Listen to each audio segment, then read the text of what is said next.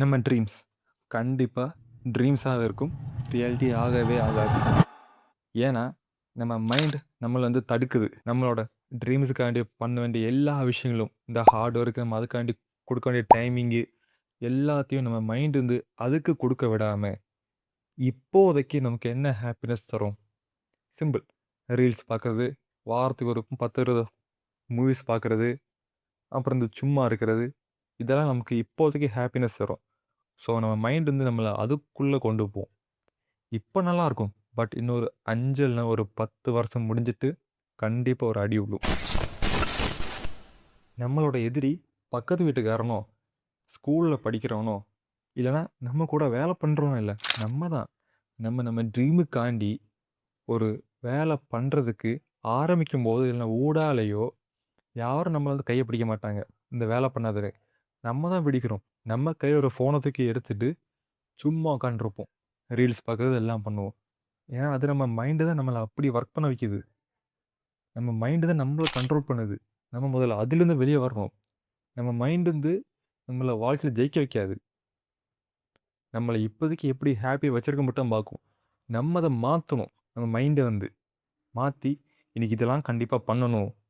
என் dream இதுதான். இதுக்காக நான் உழைக்கணும். இந்த மாரி வேலைய பண்ணு, பண்ணு நம்ம சொல்லி, சொல்லி அத மாத்த வைக்கணும்.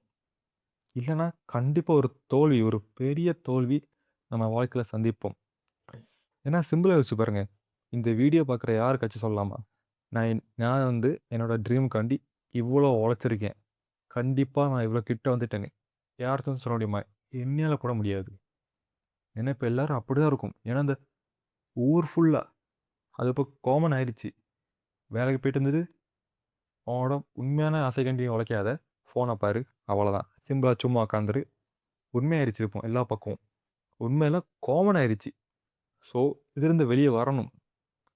அந்த மாரி நெனச்சு, என் ட்ரீமுக்காண்டி நான் நல்லா போராடுவேன். நீங்க போராடுறதுக்கு ஆரம்பிங்க. உங்களால மட்டும் தான் முடியும். நீ யூடியூப் வீடியோ பார்த்தோ, அவன் அப்படி சொல்றான், இவன் இப்படி சொல்றான், இப்படி பண்ணோம். அப்படிலாம் நடக்கவே நடக்காது.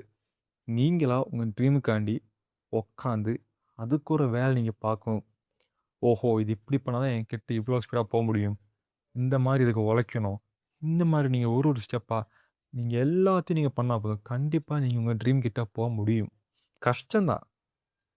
உங்க மைண்ட நீங்க கண்ட்ரோல் படுத்தணும் இந்த எல்லா விஷயத்துக்கும். நீங்க உங்க மைண்ட கண்ட்ரோல் படுத்திட்டா 50% நீங்க உங்க ட்ரீம் கிட்ட போயிட்டீங்க. ஏன்னா நம்ம ஃபேமஸ் டேவிட் கோகின்ஸ் இருக்குல்ல, அவரு கூட இதான் சொல்லுவாரு. நீங்க உங்க மைண்ட கண்ட்ரோல் பண்ணுங்க. இல்லன்னா உங்க மைண்ட் உங்க பாடிய கண்ட்ரோல் பண்ணிட்டு, உங்க வாழ்க்கைய வந்து ஸோ கண்டிப்பா உங்க ட்ரீம்க்காண்டி ஒர்க் நீங்க பண்றதுக்கு ஸ்டார்ட் பண்ணுங்க. அது பண்ணா போதும். அத நீங்க ஒரு கன்சிஸ்டன்ட்டா வச்சு பாருங்க. கண்டிப்பா நீங்க ஒரு பெரிய சேஞ்ச் பார்ப்பீங்க. உங்க ட்ரீம்ம உங்களால அச்சீவ் பண்ண முடியும். ஒரே விஷயம் தான். Have faith in God. Have faith in yourself and you will achieve your dream.